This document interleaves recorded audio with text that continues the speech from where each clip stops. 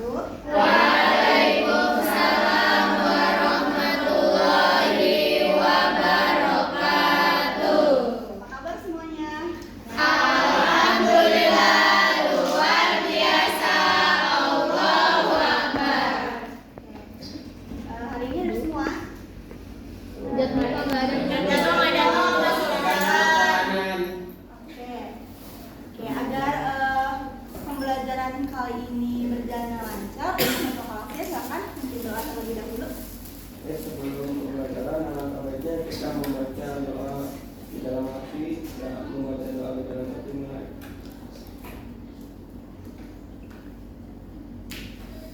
Mim. Selesai. Oke. Nah, hari ini kita akan belajar mengenai evolusi. Nah, sebelumnya kalian pernah pergi ke kebun binatang tidak? Pernah.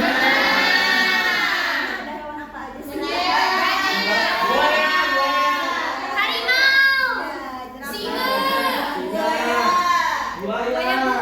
Tadi Buaya. sudah kita jerapah ya. Nah, mengapa layar jerapah itu bisa panjang ya? Karena dia makannya Ada takdir. dipotong. Benar, karena mengalami evolusi. Nah, evolusi sendiri itu apa sih? Ada yang tahu?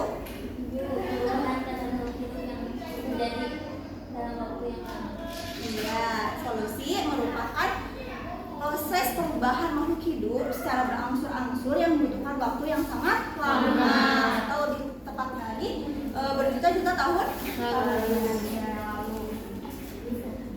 Kemudian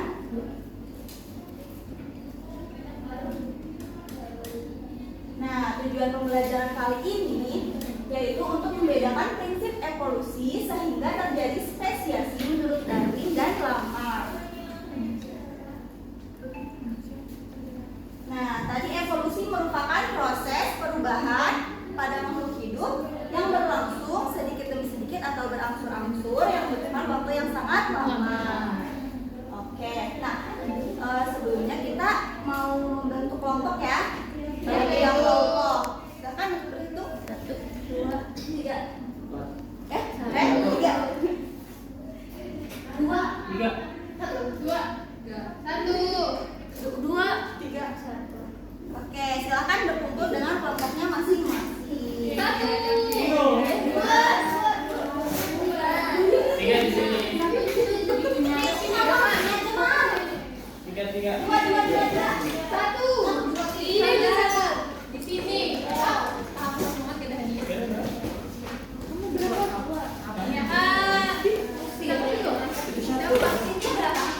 Kameranya selamat dulu. Oke, sudah bersama kelompoknya tidak? Sudah? Sudah Ibu. Ibit. Oke, sudah semua? Wah. Nah, jadi kalian akan mengerjakan lembar kerja mengenai evolusi. Nah, nanti jangan lupa diisi ya nama kelompok dan anggotanya. Kemudian dibaca dulu petunjuknya ya. Nah, jadi di sini kalian akan menganalisis gambar mengenai evolusi menurut Lamarck dan Darwin dari evolusi jerapah. Kemudian di sini juga akan ada data atau permasalahan mengenai populasi kelinci. Nah, nanti kalian isi ya. Baik, Ibu. Febri kan langsung gabung kelompok aja. Ini Gabung kelompok. ya, ini kelompok 2, Ibu. Ini kelompok 3. Ya, Kasih. nah, silakan untuk diisi ya. Oke, Ibu. Oke.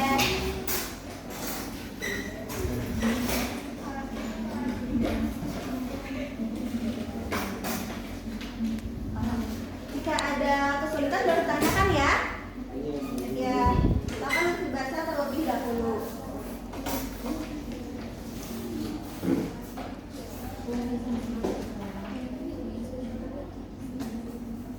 Nah, silakan diamati ya gambarnya. Itu Lamarck dan Darwin, perbedaannya bagaimana kira-kira?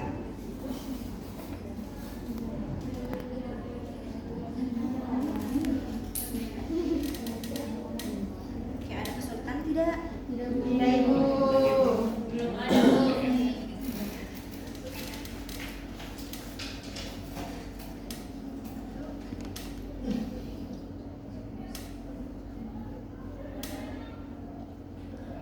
Oke, nanti buat kelompok yang sudah selesai boleh langsung presentasikan ke depan ya. Baik, Ibu.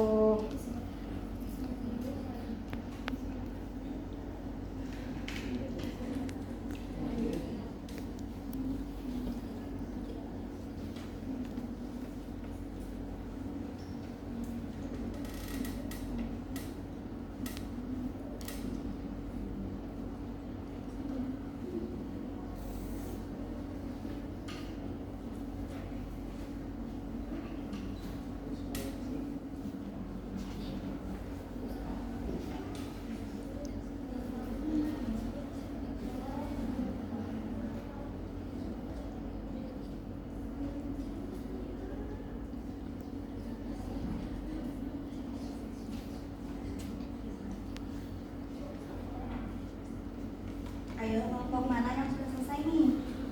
Belum Ibu, bentar.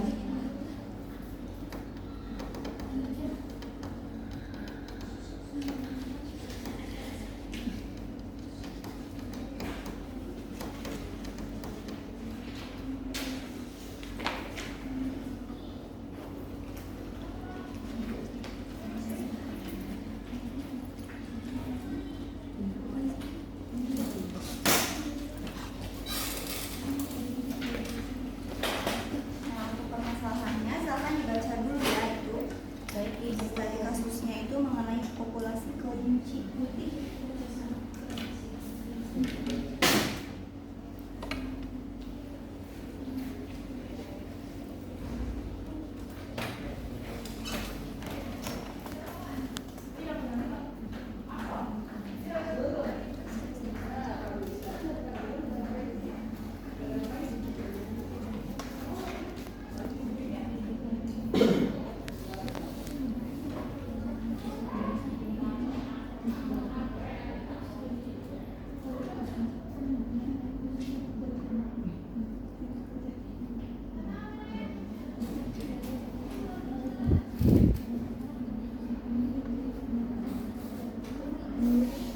Kok sepi banget sih?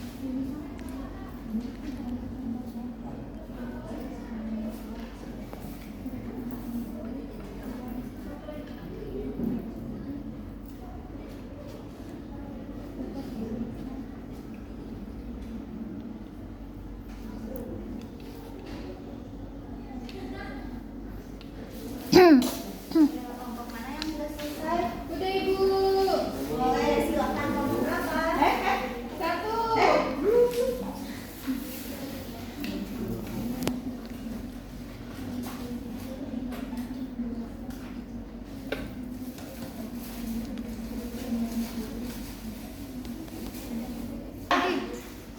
Belum. Udah, Ibu. Ayo kelompok mana? Kelompok satu. Oke, silakan. Ya nggak bisa Pak dulu lah, Ibu. Udah kelihatan. Ya maafin. Ya, kelompok satu. Silakan dipaparkan. Oke Ibu, di sini kelompok satu ingin menjelaskan mengenai LKPD yang sudah kami isi. Yang pertama, Akhirnya mengamati ya. ya. Bu. Nah, di sini itu kan ada gambar gajah. Nah, analisis gambar di bawah ini menurut pendapat kelompok satu, apakah yang menjadi pembeda dari teori Lamarck dan teori Darwin? Nah, untuk teori Lamarck sendiri, yang pertama itu ada usaha dan adaptasi, yang mana jerapah berusaha untuk memegang lehernya untuk mencapai daun. Terus yang kedua yaitu meregangkan lehernya untuk mencapai dedaunan tinggi. Terus untuk yang kedua yaitu pewarisan sifat yang diperoleh, yang mana mewariskan sifat leher panjang karena keturunan, terus sering bergenerasi. Terus pada teori Darwin di sini itu ada yang pertama ada variasi, terus seleksi alam dan waktu. Yang mana berupa variasi itu jerapahnya itu dahulu memiliki variasi panjang leher yang berbeda. Terus untuk yang kedua seleksi alam itu jerapah lehernya panjang lebih mudah memakan dedaunan tertinggi. Terus reproduksinya itu lebih banyak dan mewarisi gen leher panjang. Selanjutnya di sini ada data permasalahan Ibu. Nah, data permasalahannya yaitu sebuah populasi kelinci putih yang tinggal di daerah berbatu-batuan yang mengalami perubahan warna bulu menjadi lebih gelap seiring dengan waktunya. Terus para peneliti menduga perubahan ini terjadi karena lingkungan yang semakin gelap akibat terjadinya erosi tanah yang menghasilkan lebih banyak batu. Terus mereka ini akan memahami apakah perubahan warna bulu ini dapat dijelaskan oleh teori evolusi Darwin atau Lamarck. Nah, di sini ada soal diskusi Ibu. Yang pertama itu menurut teori evolusi Lamarck, apakah yang mungkin menjadi penyebab kelinci putih itu berubah warna bulunya menjadi lebih gelap dan bagaimana mekanisme yang dijelaskan. Jadi perubahan warna pada bulu ini menjadi lebih gelap karena oleh penggunaannya, yang mana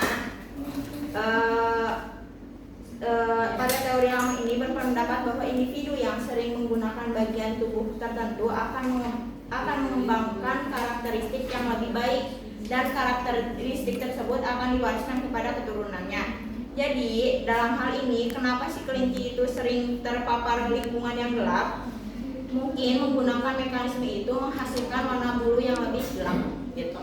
Terus untuk yang kedua di sini ada pertanyaan, bagaimana teori evolusi Darwin menjelaskan perubahan warna bulu pada kelinci putih di lingkungan yang semakin gelap dan apa yang terjadi faktor penentu dalam seleksi alam menurut teori Darwin. Nah, menurut teori Darwin menyatakan bahwa perubahan warna bulu putih dapat dijelaskan oleh seleksi alam Ibu, yang mana dalam lingkungan ini semakin gelap lingkungan maka kelinci tersebut akan memiliki bulu berwarna lebih gelap lagi dan akan memiliki keunggulan karena lebih sulit terlihat oleh predator.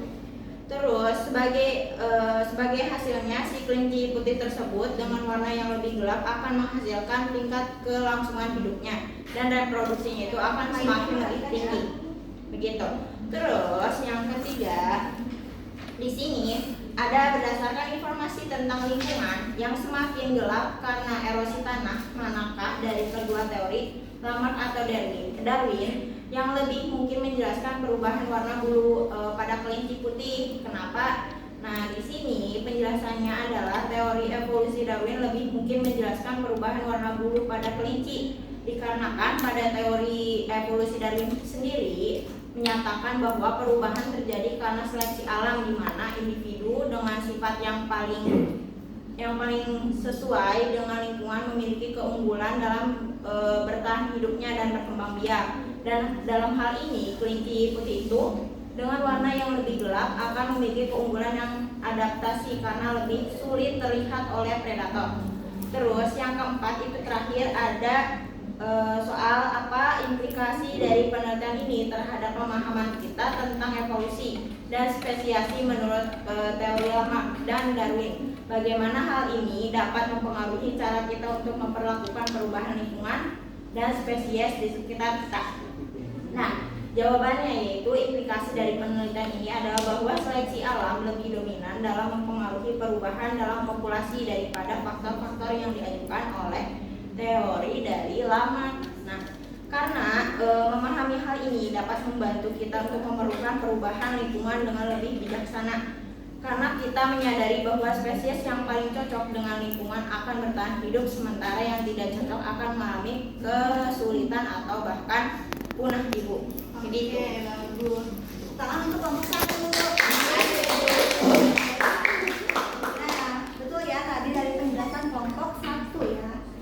Dari teori Lamarck terlihat jerapah itu semua lehernya awalnya pendek dari jerapah itu. Kemudian lama-lamaan mereka karena makanannya tinggi jadi meregangkan lehernya. Jadi si jerapah itu memiliki leher yang panjang. Menurunkan sifatnya ke keturunannya itu leher panjang. Sedangkan Darwin itu berpendapat bahwa setiap jerapah itu awalnya lehernya beda-beda panjangnya itu. Nah, kemudian si jerapah yang leher pendek itu dia tidak bisa beradaptasi, dia tidak bisa mengambil makanannya, kemudian menjadi punah. Nah, gitu ya. Oke, kita lihat dulu ya video berikut ini.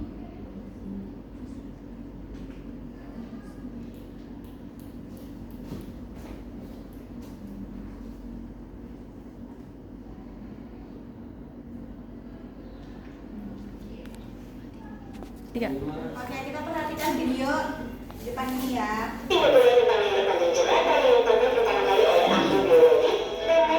Asal Prancis, Jean-Baptiste Lemar pada tahun 1809. Lemar berpendapat bahwa nenek jerapah awalnya terlihat pendek. Jerapah ini sering menjangkau makanan pada daun jerapah yang pendek. Nah, coba diperhatikan yang terpede tadi punya kalian ya. Nah, apakah sesuai jawaban kalian dengan teorinya nih? Apakah sudah benar? Nah, menurut teori Lamarck itu kan awalnya semua jerapah itu lehernya pendek. Kemudian semua jerapah berusaha mengambil makanan di tempat yang tinggi. Jadi dia berusaha meregangkan lehernya kemudian menjadi panjang. Nah, lama-kelamaan ini lehernya menjadi panjang dan diwariskan kepada leher keturunannya.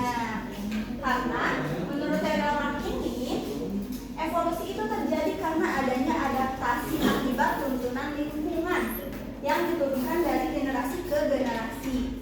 Nah, jadi menurut teori evolusi Lamarck itu menggunakan use and disuse. Jadi bagian tubuh mana yang sering digunakan itu yang akan berevolusi gitu. Kemudian ada teori evolusi Darwin. Nah, Darwin ini berpendapat bahwa awalnya panjang leher jerapah itu tuh bervariasi, ada yang pendek, ada yang panjang. Kemudian karena si jerapah yang lehernya pendek itu dia tidak bisa beradaptasi karena makanannya itu tinggi. Jadi dia akan punah. Kemudian yang akan bertahan itu hanya jerapah yang berleher panjang saja, begitu ya. Karena menurut teori evolusi Darwin ini dia itu mengemukakan evolusi itu terjadi karena seleksi alam atau survival of fittest. Siapa yang kuat dia yang bertahan.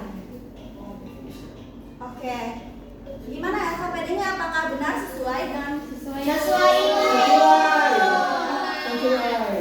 Dari studi kasus yang tadi kelinci kan tadi pada nomor 1 itu menurut teori Lamarck ya. Iya. Nah, si kelinci itu kita ibaratkan sama dengan si jerapah ini. Iya. Iya. Nah, kan awalnya tuh lehernya pendek. Nah, si kelinci itu juga awalnya berwarna putih. Karena dia tinggal di lingkungan yang lebih gelap, jadi warna bulunya itu ikut gelap. Ya.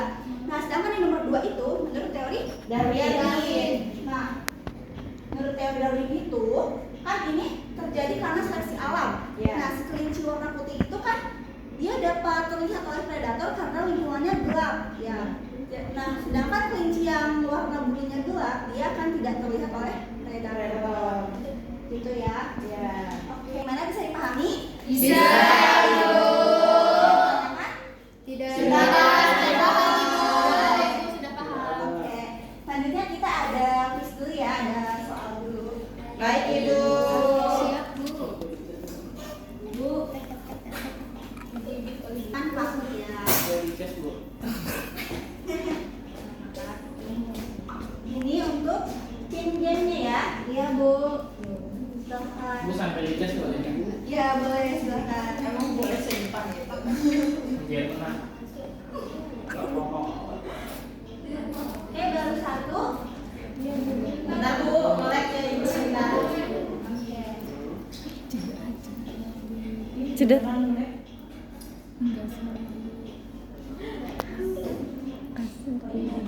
Jeda tuh bagian-bagian. Baru 2 orang yang masuk. Ibu, melek, Ibu. HP akunya jelek, Ibu. Oke, udah semua ya? Kita mulai. Ya, Ibu. Silakan bisa dilihat soalnya di depan.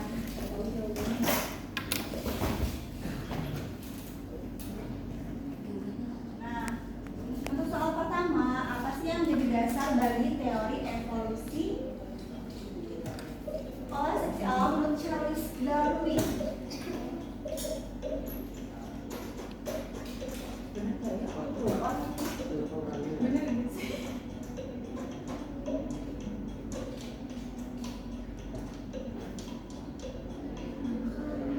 Ini salah. Benar.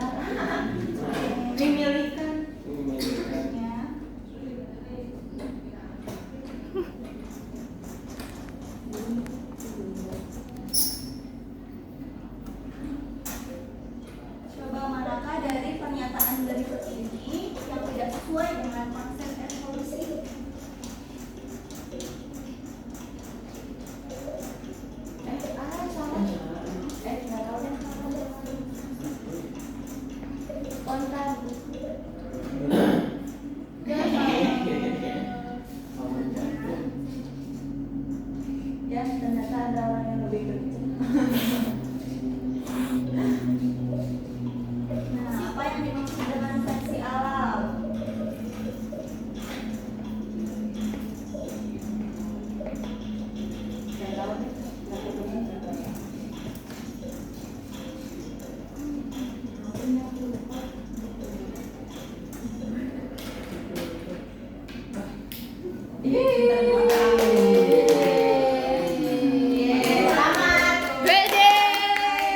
Mendapatkan poin masing-masing 5 poin ya. Nah, oke. Ada yang ingin menyimpulkan pembelajaran pada hari ini? Aku. Oke, silahkan.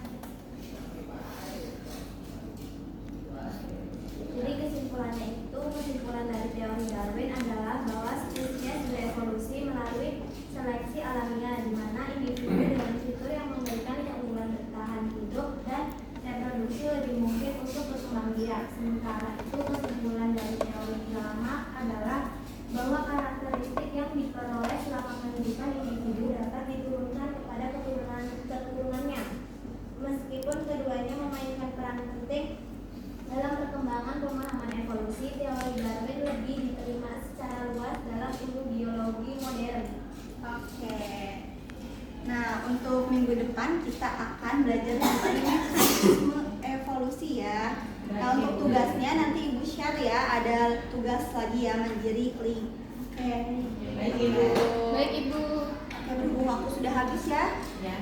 Untuk ketua kelasnya pimpin doa kembali ya. Ketua kelas. Baik, teman-teman, mari kita membaca Alhamdulillah. Oke, terima kasih ya, Adorable. Ibu tutup. Wassalamualaikum warahmatullahi wabarakatuh. Waalaikumsalam warahmatullahi wabarakatuh. Perkenalkan, nama saya Sarisa, nomor 218106339. Di sini saya akan mereview mengenai Ibu Sela. Untuk Ibu Sela, menurut saya pribadi, Ibu Sela sudah bagus karena dari mulai awal, dari pembukaan sampai ke penutupan itu semuanya ada, dan di akhir juga mengingatkan mengenai kesimpulan dan tugas yang akan dilanjutkan esok hari. Kemudian dalam pengorganisasian kelas juga cukup menguasai kelas